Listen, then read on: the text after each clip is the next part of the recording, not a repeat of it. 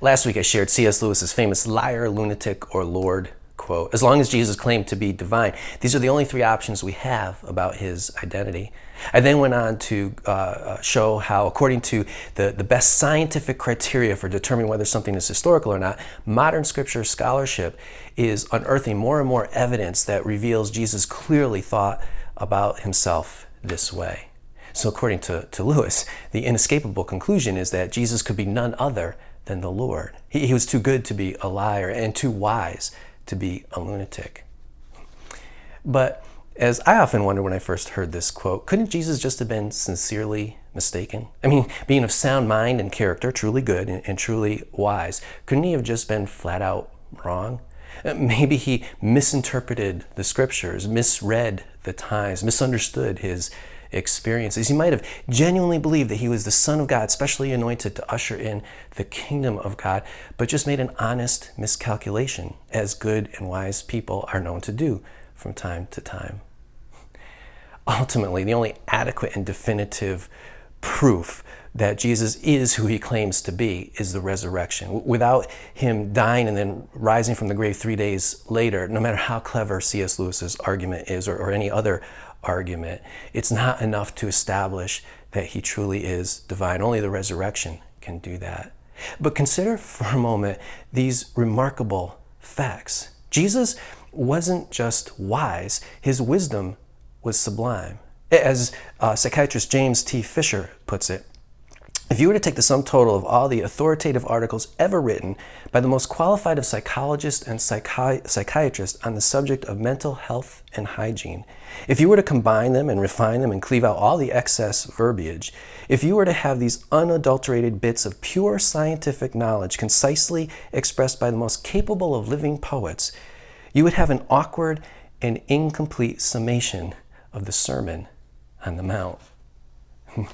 As radical and out of this world as Jesus' teaching often seems, like when he tells us to love our enemies, it's clear that Jesus' teaching towers over every other way to human wholeness and well-being. And Jesus wasn't just good, his goodness was exceptional. Paul writes his second letter to the Corinthians about 25 years after Jesus' death, while there are still people living who knew Jesus, the historical Jesus. In that letter, he says that Jesus did not know sin. In other words, Jesus never sinned. That's astonishing. If Jesus wasn't living such an extraordinary life, if he hadn't impressed his contemporaries, friend and foe alike, as someone who was so perfectly loving that they couldn't even accuse him of sin, if there was even the slightest hint that Jesus had sinned even once, Paul couldn't get away with a statement like this.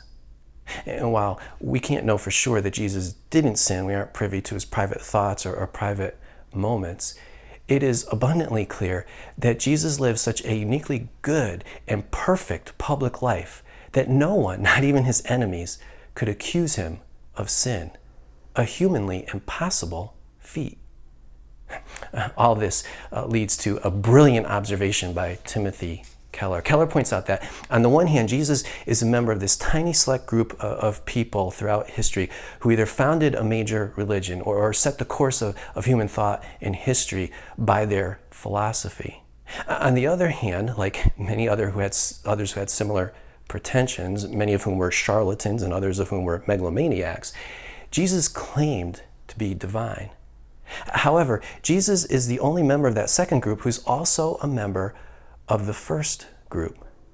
That first group it was able to impact millions of people because of their extraordinary teaching, their extraordinary wisdom, and the extraordinary lives that they lived. But none of them, whether Buddha or Muhammad or Socrates and on, none of them ever claimed to be divine, and they would deny it if the claim was ever made about them. The second group, however, made those claims, but they couldn't get a significant number of people to follow them. And here's the point.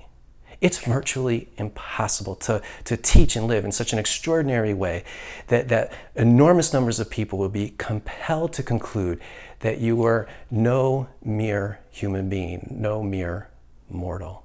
Jesus is the only person who has ever lived who claimed to be divine and then got millions of people to believe it because his life, his character, and his wisdom were so out of this world exceptional.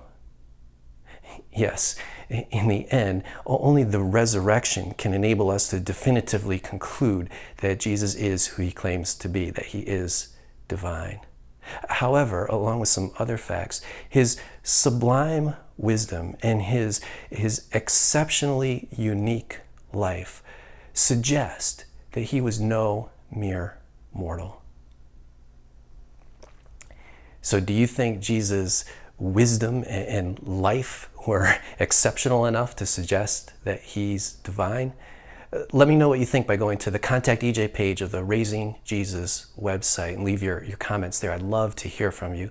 Also, please like our Facebook page, subscribe to our YouTube channel, and keep telling your friends about us. Thank you.